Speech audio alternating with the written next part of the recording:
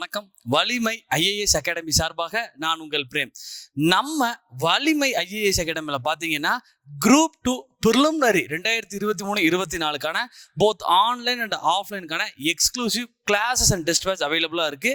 இந்த classes and test batch நீங்கள் join பண்ண விருப்பப்பட்டீங்கன்னா நம்ம வலிமை ஐஏஎஸ் அகாடமியோட கான்டாக்ட் நம்பருக்கு கால் பண்ணுங்கள் அல்லது வாட்ஸ்அப் பண்ணுங்கள், அந்த பேட்சில் ஜாயின் பண்ணுங்கள். ஸோ நம்ம நேற்று பேசியிருந்தோம் நிறைய விஷயங்கள். அதாவது டிஎன்பிஎஸ்சி அவங்களுடைய வேலையை செய்வாங்க. ஸோ அவங்களுடைய வேலையை அவங்க செஞ்சுருக்காங்க.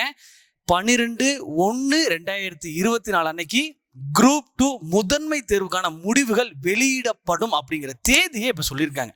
இப்போ என்னுடைய கேள்வி என்ன அப்படின்னா, இந்த ரிசல்ட் வந்துடும், இந்த முடிவு வந்துடும்.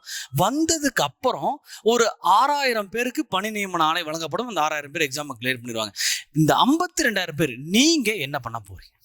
ஆனுவல் பிளானர் வரட்டும்னு வெயிட் பண்ண போறீங்களா, இல்ல நீங்க ஒரு தேர்வை உங்களுடைய மனசுல ஃபிக்ஸ் பண்ணி வச்சுக்கிட்டு அதை நோக்கி நகர போறீங்களா?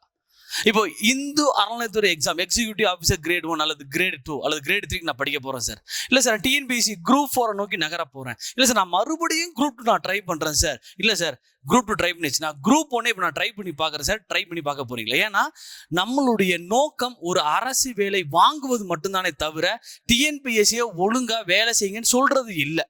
நாம் திரும்ப அதை சொல்றது காரணம் என்னன்னா, உங்களை நிறைய பேர் பார்த்தீங்க அப்படின்னா உசுப்பேத்தி விட்டு வேலை பார்க்குறாங்க. அந்த வேலையை நீங்க செய்யாதீங்க. உங்களை உசிப்பேத்தி விடுறாங்க, டிஎன்பிஎஸ்சிக்கு எதிராக கேள்வி கேளுங்க அப்படின்ட்டு. அது வேண்டாம், அது நமக்கு தேவையே இல்லை.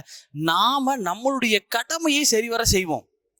ஏன்னா நமக்கு குடும்பம் இருக்கு, அப்பா அம்மா இருக்காங்க, மனைவி, குழந்தைகள், நண்பர்கள், அவங்களெல்லாம் பார்த்துக்க வேண்டிய பொறுப்பு உங்ககிட்ட இருக்கனால நீங்க ஒரு ரெஸ்பான்சிபிலிட்டியை கேர் பண்ணிட்டு இருக்கீங்க. ஸோ அந்த பொறுப்பை நோக்கி நகர ஆரம்பிங்க. நான் மறுபடியும் சொல்றேன், நிச்சயமாக உங்களுடைய கடின உழைப்புக்கு ஒரு வெற்றி நிச்சயமாக உங்களுக்கு கிடைக்கும். அதை நான் தீர்க்கமா நம்புறேன். நீங்க என்னைக்கு நம்ப ஆரம்பிக்கிறீங்களோ அன்னைக்கு நீங்க உழைக்க ஆரம்பிச்சிருவீங்க. நன்றி, வணக்கம்.